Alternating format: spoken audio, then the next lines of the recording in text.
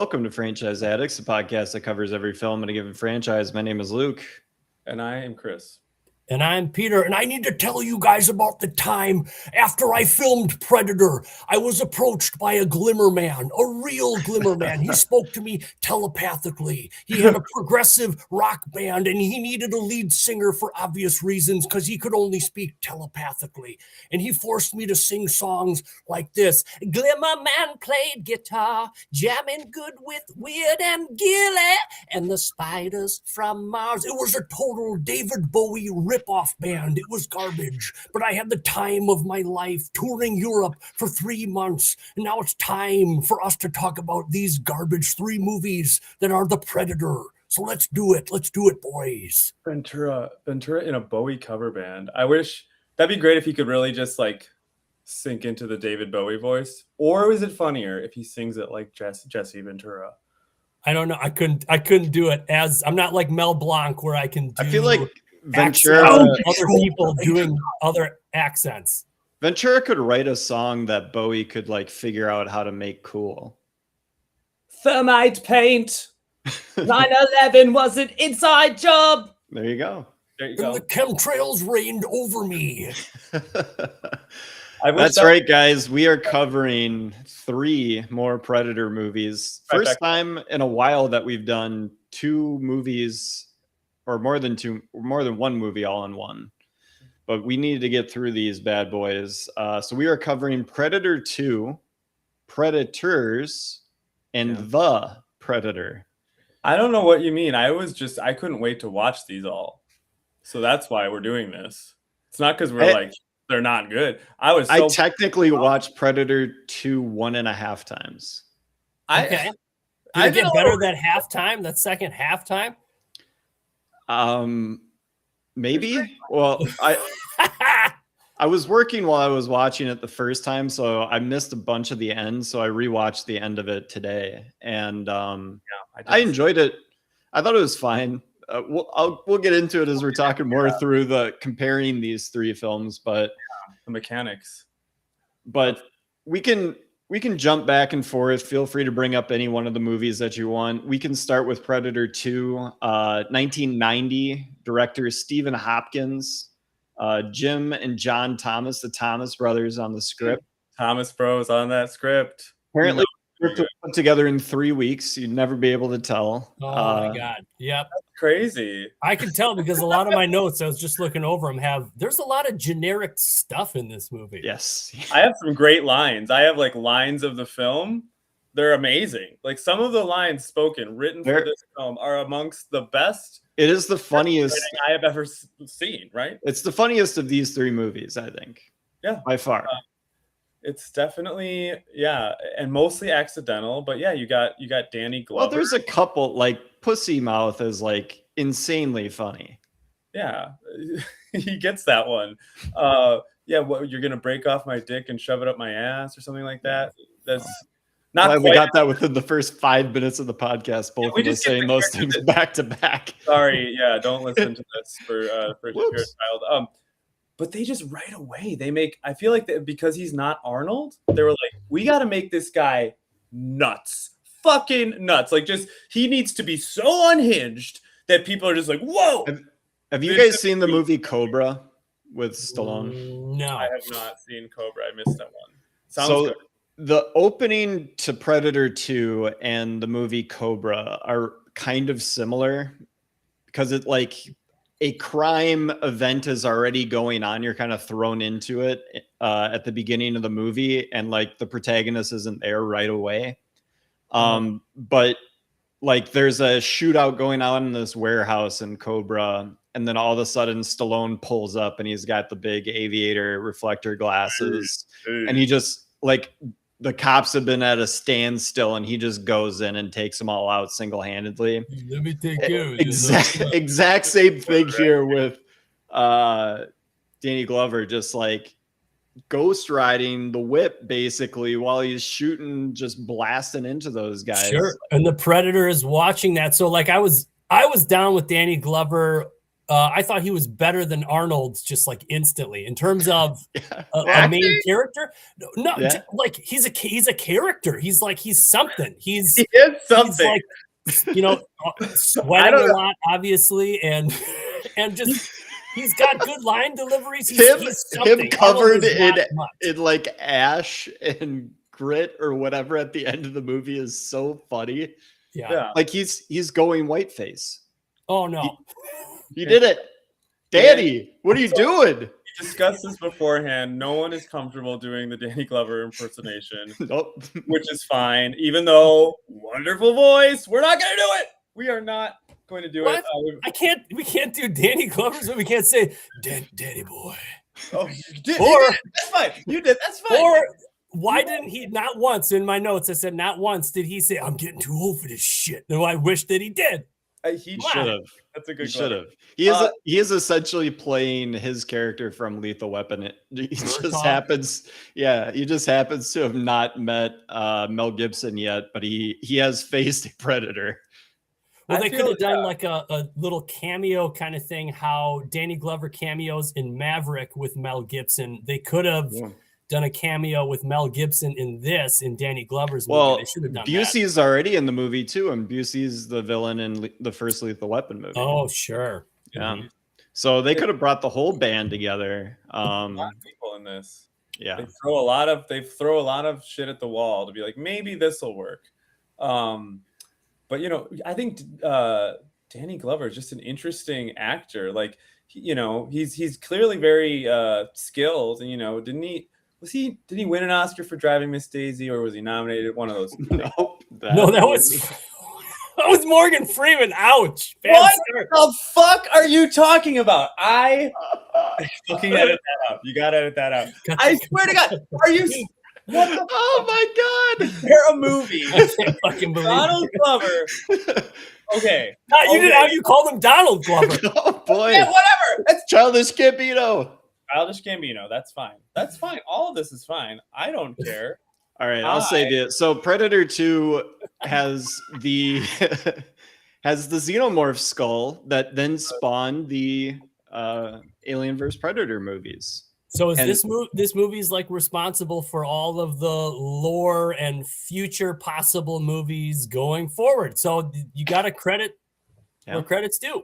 Bill Paxton. Bill Paxton has now been in 3 of our franchises. They're like, Aliens was popular. Aliens was a good movie. Just get Bill Paxton, get him back. Deliver some fun one-liners. We get that Bill Paxton energy. A lot of energy. A lot of energy out of Bill.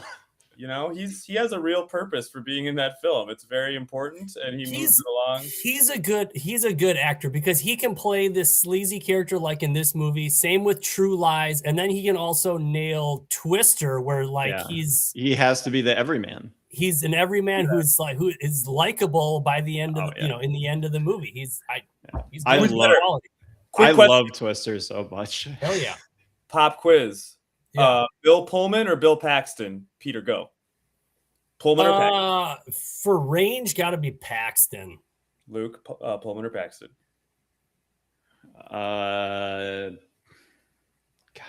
Which Paxton. Yeah. But could Paxton do the Independence Day speech? Yeah. I don't know. No. I mean, maybe. And would you get a creepy whatever that did you see that series that Bill Pullman's in that's like on cable, whatever? He plays a guy that likes getting his balls stepped on, and like he kind of is like, no. What? Damn. Okay. I'll think about it. There's like 14. Do you know who I'd take over both of those guys is Christian Slater? No way, man. I mean, who's got like Slater's always like, he's not a lead as much, you know? I feel like he's more of a side guy. He's pretty good when he is. He puts a little accent in the movie kind of thing. Yeah, he is. He's the side spice. He's a great side spice. But Paxton's not like a main character except for, like Twisters. And the Titanic, obviously. I'm all about wet treasure. What? But okay. So there's Bill Paxton in this Predator 2. This is the streets are on fire in 1997. Riots are happening. And it's all the fault of immigrant gangs, right? Absolutely. I mean, all of them too. Like there's a King Willie and the Jamaicans. Jamaicans are getting in on the action. Yeah, so this movie had an NC-17 rating, and they recut it 20 times to get it down to an R. Man, wow. I want to see that uncut version. Yeah. I mean, we did get, we got a lot of man meat for the first one, but we got some gratuitous female nudity in this one. That's just more generic bullshit to throw into this one. Another sniper kind of camera looking through the window of somebody having sex. Like anytime you have that shot, you're just looking like they're going to do it again. It's like, it was like the first sex scene in Jerry Maguire, kind of that action, just like you're really bouncing. Yeah. That's what I thought. Wore out the VHS part of that tape back in the day. Oh man, oh boy, never stop fucking me, I believe was the line. That's true. And so that's a lot. That's what I picked up. I want to just point out, as long as we're in the beginning of the movie, one of the best. This is maybe one of the best lines. This is in competition. Gary Busey says, "Don't mean to step on your toes, but we're attempting to prevent King Willie's voodoo gang from taking over the entire West Coast. I wish I could tell you more." That's a verbatim line from the film, which is just like, that's why this is great stuff, you guys. King Willie's voodoo gang. Duh! Like, King Willie had a lot going on. I don't know what more to say about Predator 2 other than the crew found a dead body in an alley where they were filming, and locals threw bottles of piss and feces at them from apartment windows because apparently it was just like a mess in LA when they were shooting this. Oh, the last fun fact for Predator 2. And I only did half the research on this because I forgot to look up the rest. But half-assed research. The Predators at the end on the ship are all LA Lakers in Predator uniforms. So who's on the Lakers at this time, 1990? Is Magic? You guys can vamp. Well, I'll look it up. I'll get us an actual answer. I think because Magic might be. Is he out? It's kind of the tail end, possibly. Well, he does the comeback because he leaves. He retires due to HIV, and does he come back in like 94? I remember his comeback game, and I remember one specific play. He did a fake behind the back pass and then did a layup, and everyone was like, "Oh my god, he's back!" I remember that. I watched it live. That was crazy. It was like 40 pounds heavier. But anyway, while you're looking that up, I think this Predator, like my questions about what are the motivations of the Predators, why are they doing what they're doing? And I think that this one is like a Tom Sizemore / Wayne Grow type character from Heat, where he's just kind of like psycho sadistic, chaotic, where the action is the juice kind of a guy. Sizemore. He sees King Willie and his gang hang the one guy upside down, and he's like, "That's my move. I hang guys upside down. So now I'm going to kill all of you. You can't copy me." Well, he sucks the brain out of that one dude with the tube or whatever. He was doing gnarly stuff. Yeah. He's got to process those trophies. Lots of that. Definitely lots of that. Apparently, no specific names were ever provided. But Danny Glover was a big Lakers fan and was in with the team and was like, "Hey, we're shooting this scene. Come on down and be the Predators." Well, you need tall guys. And then after the film came out, they're like, "Don't say that was me. Don't say." Magic was like, "Don't you dare fucking put my name in your mouth when you're talking about that." Anything else on Predator 2, or else we're moving into Predators? What about when he fixes himself up in the bathroom? Do we love that scene? I like the first aid kit scene. I'm so biased about this movie. I enjoyed it when I was a kid. Upon further analysis, was not as good as I remembered, but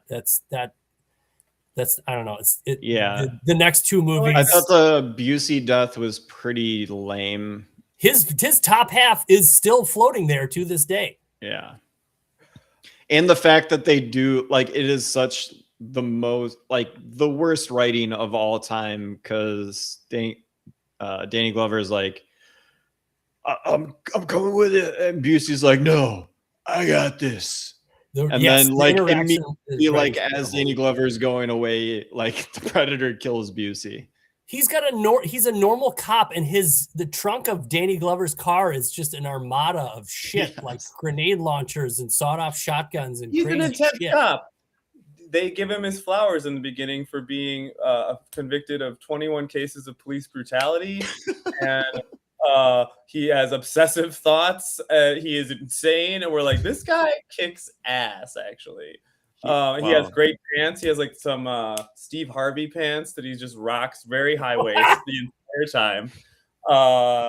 He's great, and this is an interesting film.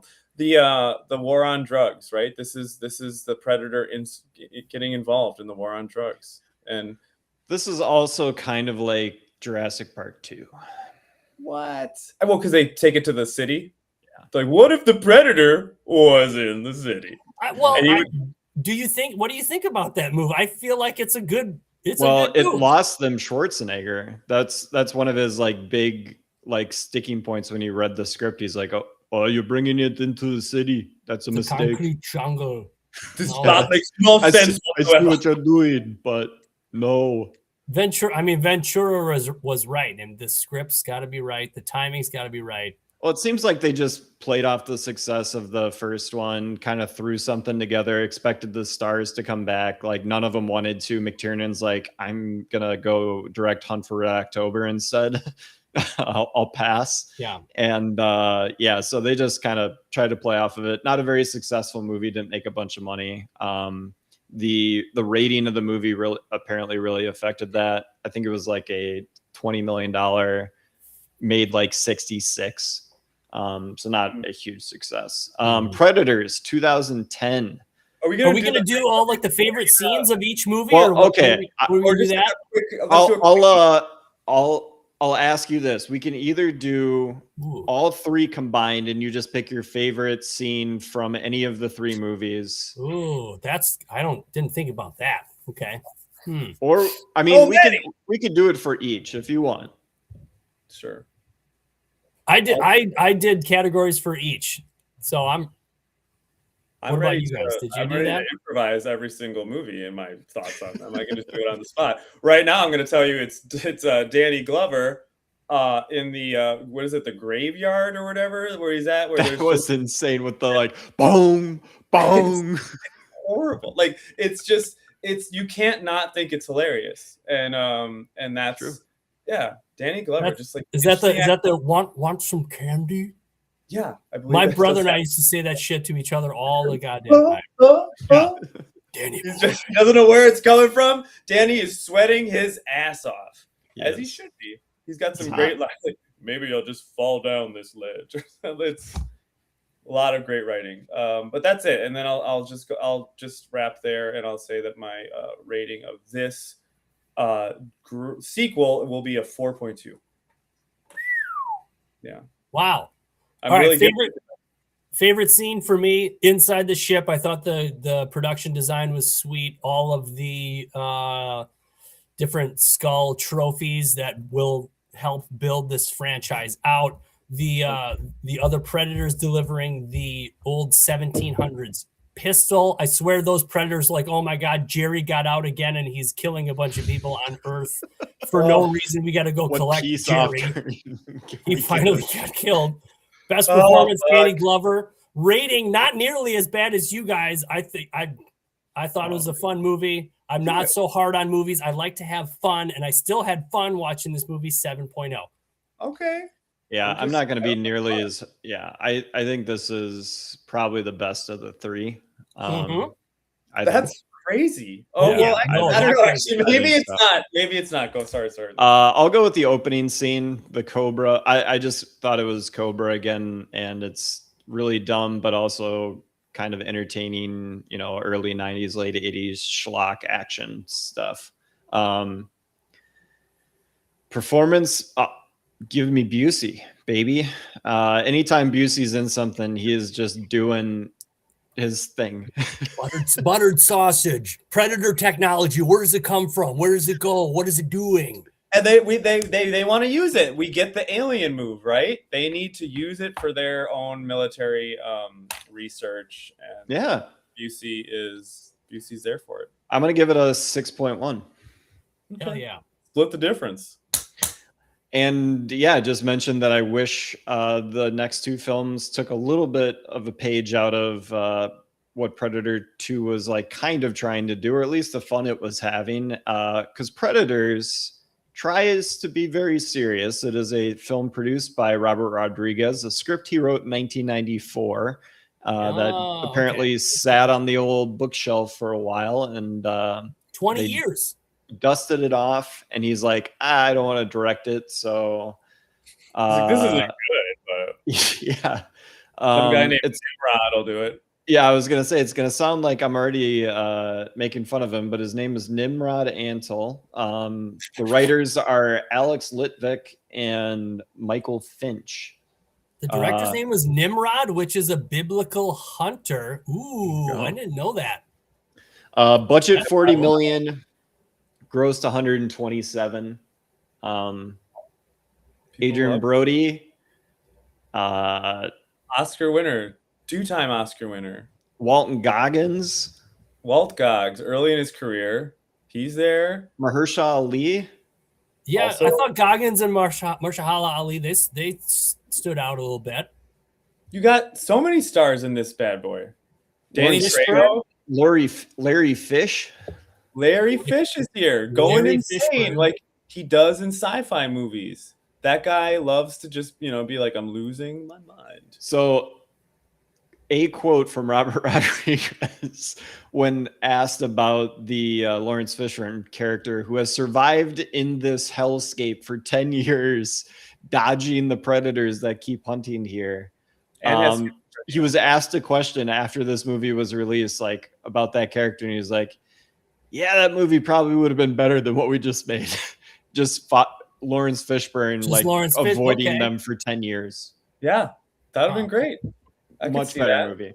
And then he goes out like a punk just in that hallway inside that old With the most great special effects. They turned up that shoulder cannon to maximum power, and he didn't just get a hole in his chest. He got vaporized completely. He really did. He really did. And that was a very, that death paid off big time for me. Just kidding. It didn't at all. What about Topher Grace? He's in this. And Topher Grace is in this. Nobody from that 70s show is a creep. So I'm glad that he is. Right. Did they pick the wrong Predator from that 70s show to be in this movie? He's like, Masterson. I know. He was right there. Yeah. Oof. I kind of think Topher Grace is kind of good in this movie. He's not bad. No one's bad in this movie, and I just think it's the writing and the directing and no one's fun. And that's my notes. No one is fun in this movie, except for the samurai guy, but he's also in a completely different movie. He's totally serious. Like, we're gonna do a samurai thing now. Look at this. Look, it's an homage. No sense at all. Look at the grass. Look at the grass. Don't you see? You remember this? Speak English. This is like Tarantino, man. We're going to rip off multiple genres. This is high concept action. You probably don't get it. That's why Adrien Brody is here. Brody was driving me crazy. He was so serious. I was like, lighten up, buddy. Just give me something. Is he ever like a real fun guy in movies? Maybe. His character in Peaky Blinders is kind of fun and goofy. Or not goofy, but like he's fun. He's very serious, but he's fun. He's in a Ryan Johnson written movie, The Brothers Bloom, with Mark Ruffalo. They're like scam artist brothers. Yeah, he's probably done that shit. He's been in so much. But he's very serious here. And everyone is. Maybe, I don't know, Goggins is the only one that, and he's so terrible. He's just like, I love raping. That was my jaw was dropped in that scene. I was dumbfounded by that. What God. is that scene? Can't even repeat what he said. Well, and then they have to like kind of make him redeemable at the end, and you're like, no, he's not I don't redeemable. think so. he's shaking the dude with the prison shank. Hey man, he just loves to rape 24/7. You get it? Like it's it reminded me of Con Air. Remember Con Air? Yeah. Where they had like, but that even wasn't like Con Air doesn't like celebrate the things that this movie is like trying to whitewash for a while. Yeah, no, they give it all to Cyrus the Virus and Con Air. That would be a great film to cover in depth at a different time. But well, that's the thing about this movie is that the idea of it is pretty cool. Like it is, you know, the most dangerous game set up, you know, kind of artificially. So you get the like, well, who did this? So that's kind of mystery movie, right? It's Chris, kind of were cool. we in the same class when we read The Most Dangerous Game? I feel like Was it Mr. Gable? that was sophomore year, maybe freshman year. We did Most Dangerous Game, which I don't think you were in my class. No, I think we were in the same class senior year, and that was like Senior early. year? Yes, Okay. Mr. Gable was our homeroom. He wore sandals all the time. Mr. He Gable could do karate, and he smoked like a chimney. You could smell it on him. probably fought the Predator, dude. Like he's probably actually would be good to like. He would be like, I will take him on. Yeah, he could roundhouse his ribs broken in a flash. You know. What the Predator? Oh, that was the other guy that speaking of Roundhouse, Roadhouse. Patrick Swayze was going to be in Danny Glover's role in Predator 2. But Okay. got injured during Roadhouse and so couldn't do the movie. What a Swayze versus the Predator? I think it would have been. What if it was Swayze with hands Sam down Elliott? wins because he dances so goddamn What if good. it was Swayze with Keanu Reeves? Yeah, I am an FBI Predator agent. Whoa! You can always see the hit. You can always see the hit.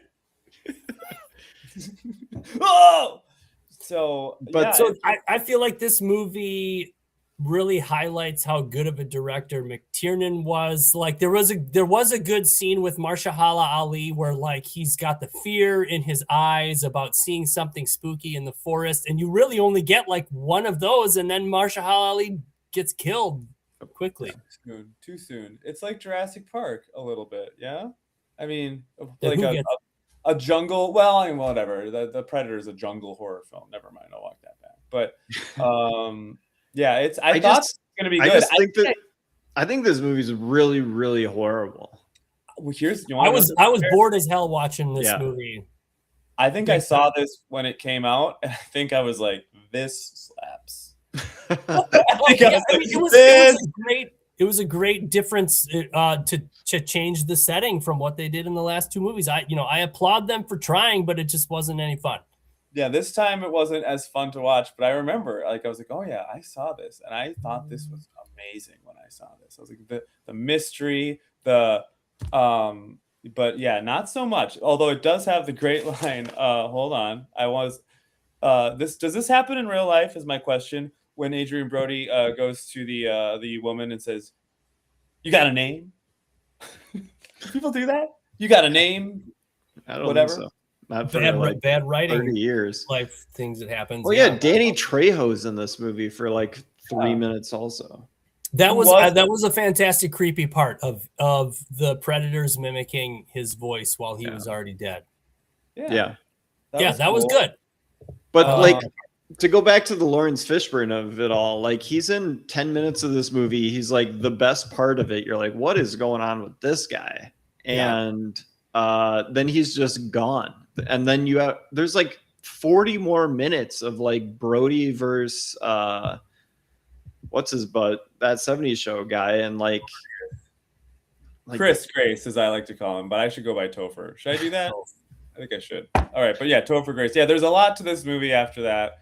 There's a lot of different plot twists. Although I will say, when he was doing the like fire and like running around, very reminiscent of Bone Temple, a little bit. I was kind of like jacked up. I was like, this is pretty cool. If you squint, you can just see Bone Temple. I should just only watch. if Bone Temple wasn't so gnarly, I would watch it twice a year. But it's pretty tough. It's a tough watch. It's just in the beginning at least. But yeah, this isn't so good. It's got a lot of elements that could potentially be good. Okay, here's my hot take that I'm going to put in right now. The Predator looks dumb. The Predator's dumb. It looks dumb, and I stand by that. It's a really dumb looking like creature. Yep. What? Like in general? In general, just in general, the Predator looks dumb. I'm sorry. I think it's really that's like a pass for me, dog. One of the coolest movie monsters. Is it though? He's got I mean, I don't know. As I saw so many iterations of the Predator, I was like, this is kind of dumb. No, I just think the movies aren't very good. But also, like, it's almost, I don't know. Like, even if you're like, is this in Entourage? If they're like, the creature in some movie Vinny Chase was in, it would be like, this is it. And they'd be like, whatever, this is people. I think, Chris, if I could just armchair psychologize you right now, your movie, TV show, Armchair Psychology. Please. While we were watching Alien Earth, I started thinking the same thing where I'm like, is the xenomorph stupid? Yeah, and is it a bad monster? Like, what is going on? But I just think I hated what I was watching so much that these ideas were seeping into my mind. True. I suppose so, but I did write that down as like, I don't know. I think it's the dreadlocks. Honestly, that seems. Well, we've been corrected multiple times. They're not dreadlocks. Don't call them dreadlocks. Sensory organs. Yeah. Like, are you sure about that? Yep. You sure about that? You sure about that's why? You sure about that? Even though in Predator 2, they're making like very weird comparisons between you got Predator and the Voodoo Gang. Is that okay? I don't think that's okay. I don't think any of that is very culturally sensitive, by the way. I'm just saying we were corrected multiple times about calling them dreadlocks. I say if they look like dreadlocks, calling them dreadlocks is not a big deal. It looks like a dreadlock. It is a dreadlock. So you might be a dreadlock gift. You might have a dreadlock gift. It looks like poofy hair and sensory organ. You had that thought like our xenomorphs stupid. I had the thought while I was watching these three movies. Am I stupid? Am I stupid for liking these movies? Am I stupid for liking this stuff? God damn it! Yeah, I was like, this Predators especially was like, this is for 13-year-olds. The execution of the action just, it was stupid. But I mean, it was for kids, and it was a different time, and we just weren't as evolved. It's okay. We're just evolved, and we're smarter now, and we're better now. Yeah, it was a humongous swing and a miss for a pretty good idea for a Predator film. Yeah. I did make these notes about the final battle with Adrien Brody. Have you guys, this is a kind of a niche comedy movie from the 90s. It's called Men at Work with Emilio Estevez and Charlie Sheen. It's a comedy. And there's a final scene where the bad guy is like kind of stumbling and he's like somewhat disoriented, and like the main characters run by and just like smack him and make him more confused and disoriented. And like, that's exactly what I thought when Adrien Brody was running around half naked, covered in mud, just like giving him slaps as he ran past him. Kind of was like a Zelda boss or something, like, one where you have to like whack and then run away really quick. The timing is right. Mm-hmm. You just got to get him when his force field's down. Yeah. Did you like how it was like, let's do a little cover of the end with Arnold? I'll just do it as Adrien Brody. It'll almost be the same, but different. What a bad choice. There was some of the lines that like, whatever, like, just do it now. He just tries to do the it says exactly what Arnold says. What are you thinking? Said the exact lines. It's horrible. The most eye-rolling movie of all time. Now that you guys are saying some of the lines, like I rolled my eyes so often during this movie. But wait until we get to our next film. Yeah, well, because by the end we really we get some good ones. All right, so I'll go with my final or favorite scene, the final kind of Brody with the fire covered in mud. I thought it was pretty cool. Everything else is like really tedious to watch in this movie. I had no idea what was going on or why they had like some nest in the middle of the woods. This Do you realize how much it weighs? It weighs so much more than you. Yeah, insane stuff. Larry Fishburne as my performance, and then this is like a 3.1. Oh, Damn. I would never watch this movie again. That's low praise. You guys are harsh. I mean, I know that I liked this movie at a point in my life, so I am not gonna put my nose up at something that a younger version of me just fucking enjoyed and had a little fun time. And Exactly. But no, is it quality? No, probably not. But the Lawrence Fishburne scene where he smokes him out, come on, and he's talking to himself, come on. Yeah, that's all cool, but like it's 10 minutes of the movie. Well, but it exists. It does in exist. The movie. I mean, like there wasn't a cool Lawrence Fishburne dude in Predator 2, was there? There wasn't. It didn't happen. It was just like more of this shit forever. So I will do that. And there's a lot of talented people or like big stars. So I guess you have the star-studded ensemble cast of it all. So they made Mahershala Ali be an African. Like what? Why I'm not saying that this is politically correct. Like Mahershala Ali. It's very off. I mean, we talked about the Walton Goggins of it all. Predator 2 was made in 1990 by like insane people coming off coke binges and was somehow less racist than Predators. I was also pretty racist. Also, though, let's talk about how that guy gets ready for a fight by just putting his nose in the bag. Dude, that guy was great. Yeah, come on. That's how we should start every episode of Franchise Addict the same way. But for me, it'll be just powdered sugar. I get drug tested. Can't do it. Well, it'll just be creatine for me. Just doing a creatine bump. It doesn't have to be cocaine. It could be, sugar, whatever you guys want. Just don't have it be.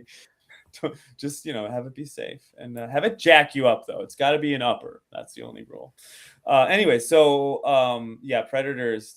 Did you go with your scene? You've got everything. Am I doing mine? Yes. Yeah, do yours, Chris. Yep. So my scene's the Lawrence Fishburne one, and my score is gonna be I don't know, like a 6.5, 6.6. Wow. Under the devil. I got to do it. I loved it at a certain time in my life, and I have to honor that version of me. I forgive you, younger Chris. I love you. That's okay that you like Predators. What? That's just like me with Predator 2. Like I really enjoyed it as a kid, so I can't deny. I'm right. I've always been right. I've always had the right thoughts about everything. Did you say an MVP, Chris? Oh, I'll just do it. I'm gonna say my MVP is, of course, you know what it is. It's Danny Trejo, just coming in fat. No, it's Lawrence Fishburne. Of course, it's Lawrence Fishburne. Okay. My favorite scene, I get, is the samurai fight. That was kind of fun. Yeah. We build on some lore that because the Yakuza mob guy knew that the samurai sword was old. It wasn't just a generic samurai sword. Like he knew that it was old. So we're building on some history, and his fight was cool, I guess. I mean, I don't know. It's always cool when the Predator puts down his projectile weapons and he's like, oh yeah, this is how we're going to roll melee weapons. I guess that was good. He has respect. Best performance, I had to hem and haw between Lawrence Fishburne's imaginary friend, but I'm going to give it to Adrien Brody's body. Damn. He put in the work. Before he even had the shirt completely off, I was like, his shoulders and his arms are a great performance. I wish I could bang out the deltoids like that, like he could. My MVP is actually an anti-MVP. It's someone out there said, let's make this into a PG-13 movie. And then they just said, no, let's make it into a rated R with tons of unnecessary swears. I think they could have made more money if they made it into a PG-13, because this is a stupid 13-year-old movie. Yeah, that's true. Made a lot of money. People were like, I love these over. I don't know. It was so damn stupid. I think they maybe could have figured something out and go PG-13. In but this maybe movie, that's a bad idea. I don't know. It's just this movie should be like an hour and 25 minutes long, and it should be like a horror movie, basically. Yeah. I gave this movie a 6.5. Okay, I'm Oh, one wow. above you. Okay. All right. The Predator, 2018. Director Shane Black. Shane Black is back. Yeah. The Writers OG. Shane Black and Fred Derrick. Fun story about that. This movie is kind of two movies. It is the movie Shane Black wanted with the ending that he wanted. And then there's Fred Decker, who the studio brought on and was like, please, God, fix this movie. 88 million worldwide gross, 160 or 88 million was the budget, 160 was the gross. But it technically needed 220 million to break even, so this was a flapperoonie. Yeah, it did not start a franchise that they're so desperate. Like, this is gonna be great. We got Boyd in the Predator killer suit, which is a great name for something. And he's clearly awesome. By the end of it, he's not giving the worst performance or line you've ever heard in your life, to the point where I was angry. I was angry at the end of this. I was just like, with his performance? Yes, when he went oorah the entire end of the movie, I was like, this is kind of fun. Then the ending happened. No, that's not okay. Whatever happened at the end, like, it was not good. It was bad. But we don't have to get there yet. But There's some other really bad stuff that happens behind the scenes. Let me get this right. Shane Black. This is not funny, but Shane Black cast his friend Stephen Wilder Striegel in a scene with Olivia Munn. Yeah. Striegler was a registered sex offender, and Shane Black did not disclose that. Olivia Munn found out and demanded that the scene be cut, and then her co-stars initially didn't want to back her up. And all kinds of bad in this story. Yeah. And Black basically didn't direct after this again. I think he ended up doing something in 2024, but yeah, he was blacklisted for a number of years there. Sterling K. Brown was like, I don't care, put the scene in. Oh, damn. He's like, I got my oh man, I'll save that line when he's okay. I did hear about that. That's controversial and bad and horrible in this shape. I mean, with a name like Shane Black, I feel like I don't know. Well, the other thing too is that there's a subplot going on in this movie that the predators are harvesting human DNA, and that autism is the next step in human evolution. So big swing, big ideas. Big ideas. Forward. And that plot is really good. Love the kid element. It's controversial. Do you think that it's bad? It's Jacob Tremblay is the kid. He was good. He was also in the Toxic Avenger. Do you guys see that one? That was ridiculous fun. This movie has good actors, like not like movie stars or anything, but it has some. Thomas Jane is. I love Thomas. He's Jane. fun. This Michael movie Key for is some of the time is really fun. Yeah, has some fun moments. Sterling K. Brown is insane. Hell yeah. He's just an asshole chewing gum all the time. If you want to have an asshole, you just have him chewing gum. I will admit, I think Chris, you're pretty down on this movie. I had a lot of fun with this movie. I did. It's really bad, but I had some fun. It has fun moments. Just the ending really bummed me out. The ending is spectacularly bad. The first half, I got tons of good notes about the first half. The first half is pretty solid. So much fun.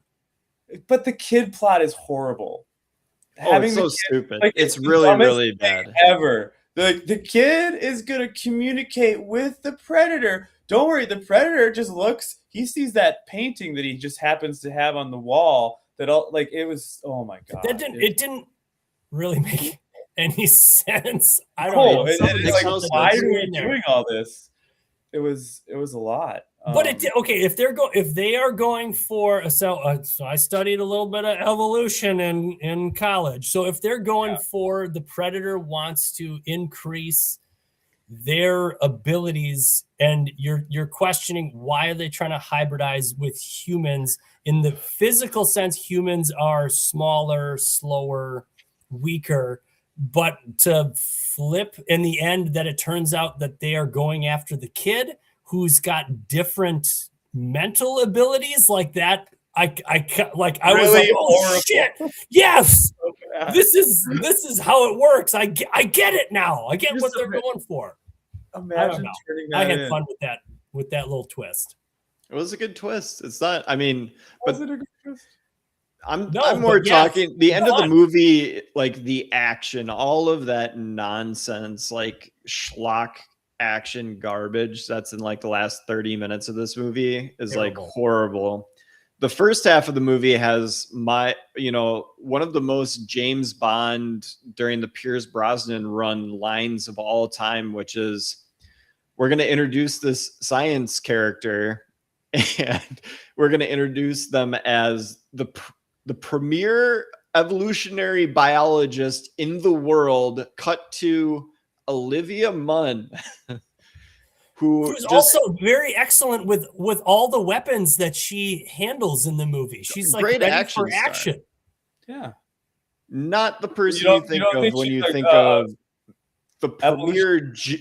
No, I wouldn't say so. She could be the premier biologist. Why? Nope. Is that? My professors in college were not like this. And Denise Richards is not a what was she in that? Like atomic Christmas theorist? Yeah.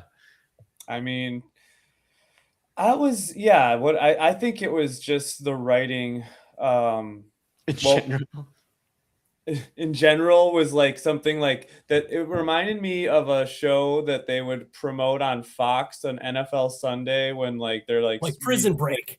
Yeah, like no, next on Fox. We've got a brand new drama. It's 911 Fire Department Las Vegas tonight. Just like that's like they're all called something like that, and that is the vibe that I got from this. Just that you had some bigger names, but Sterling K. Brown, I mean, he did This Is Us, which was like, it's in the same vein. Network. It's the type of shit that gets promoted instead of Arrested Development, which is exactly what happened on Fox. Totally. Yeah. Network TV is horrible. So I didn't love this one, but. So what was fun? What did you enjoy? This movie has characters. It's got, so with Shane Black shopping jokes in the first movie, this movie's got tons of that. Keegan-Michael Key, they're just giving him room. I love him. They're on the from like the bus, man. From like the bus to the like breakthrough, like the chem plant or whatever. The Predator breaks out into going to the house of Boyd Holbrook's family. And then that whole thing, like that is a pretty solid 30-minute run of a movie. The pace is very good. Yeah. Yep. Pace is good. It's funny, and they throw the group of convicts into different scenarios, and Thomas Jane just gets to be weird the entire time, and Keegan-Michael Key is just cracking jokes and stuff like that. What's our boy from Game of Thrones, Alfie Allen? Yeah, wasn't he just hanging out eating pickles? Guy, I don't know what his like a demolitions expert or something, and like maybe. he didn't they go through the demolitions at the end. They do the cool thing when they're all sitting in the bus where they like give their backstory in 10 seconds. Yes, that was fun. It's really what happens for me is is that actor's name Boyd Holbrook? Yeah. Anytime he gets too many lines, I immediately am out. He is horrible. When they're, I don't think he's that bad, honestly. He is despicable. Like that. That's just like for me. And his lines, like he's just, I don't know. Like when he talks with that other guy and they like have a drink together, like walked to the hospital with a bullet in my head. That like whole is the stupidest shit ever. And then that character was just stupid and garbage. Like he matches Boyd. They're on the same show. Those guys are like, we're in the same movie. This movie sucks ass, and the lines are ridiculously bad. And just like, you ready? You ready for this? Like, let's play, let's dance. You and me, big boy. When we come back, we're gonna dance. I got my shoes picked out. Like. Horrible shit that's like, is this a joke? And that's what I think of Boyd. I'm sorry, you guys. Am I bumming you guys out? But okay, so this movie, so the first half, I've got notes about how the first half of this movie knows exactly what it is specifically. So they call themselves Group 2 or whatever. Mhm. This is the sequel to Group 1, only stupider. And like this movie knows exactly what it is. Only like I think it cranks up the stupidity so high that I watched this movie this morning that I forget so much that happened in this movie because it's so goddamn stupid. The Yeah. the last 45 minutes of the movie, it's basically like you have to be really invested in the Sterling K. Brown character, and he's not in enough of it. No. And then Um, what's with what happens to him? Isn't they he just like kill a him bad off. guy at the end or Yeah, something? yeah, Yeah, he's he's like an teamed asshole. up with them. Like he does the like I respect him or whatever. Yeah. But yeah, like this movie, it had about 20 to 40 minutes of good stuff in it, and then the rest of it is just schlocky garbage. Yeah. I think I just watched the end of it last night. And so like and for whatever reason, like it was just the Boyd stuff. And it was just like, like this, have you seen MacGruber? Yeah. So like the type of thing that it's making fun of, this was like seriously doing it. Mhm. And that's just I was like, whoa, I would this is imagine that's a lot of like the Fred Drecker rewrite stuff because obviously Shane Black wrote a different ending, so they just didn't use his writing for the ending of the movie. Mhm. Mhm. So I imagine that's a lot of the stuff that you don't like. I mean, not saying that I like it or anything. That's probably the result of that. I mean, Shane Black for me is like he writes dialogue and scripts that I enjoy. So I don't automatically assume that he wrote one of the worst endings or at least 45 minutes of a horrible Predator movie here.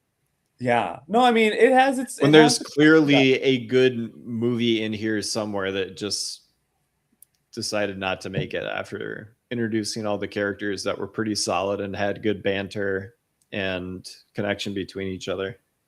Mhm. Yeah. But what did you think about Boyd Holbrook and his he's got no inner monologue like Austin Powers. I bet she shags like a minx. Did I say that out loud? Due to the unfreezing process, I have no inner monologue. He's got multiple. Did I say this out loud? I don't know. I thought it was kind of funny. His character is just like, because I feel like there's other people that could like maybe elevate this a little bit. And it's probably the character too. Maybe this guy does Shakespeare. Honestly, I shouldn't be so like, but like it was just it was like that was like the Fox network programming of it all. Well, He's kind of like the next Garrett Hedlund, where he looks good but doesn't really have anything going on. I think Garrett Hedlund's a good actor, but that's just me. But I mean, Tron was cool to look at, I guess. Tron was cool to look at. I'll give you that. Yeah. But yeah, this just towards the end. Well, Chris, just give us your favorite scene and get into it. Okay. We don't need to dwell on this movie too long. I'll just right here. Do you want to hear my little rant note? This is the note. The entire second half of the movie takes an averagely poor Lego sequel and makes it maddening, awful, cringe to the 1,000th degree. Sterling K. Brown? Why are we doing this? The entire involvement of the boy. Boyd could not be worse. Is this written by the same team behind whatever bullshit network, Drama 911, some shit they advertise, blah, blah, blah. I already said that bit, already used it. But you, and then of course the line just, you and me after this is over, we're going to dance. And he says, I've got my shoes picked out. I was just like, that's my favorite scene. No, I think this, if it's like really, I don't know, like when they're in the science lab, maybe, and you see Olivia Munn. She gets naked. Why does she get naked? Because you need that. Because you need a little like, hey guys, look at this, Olivia Munn.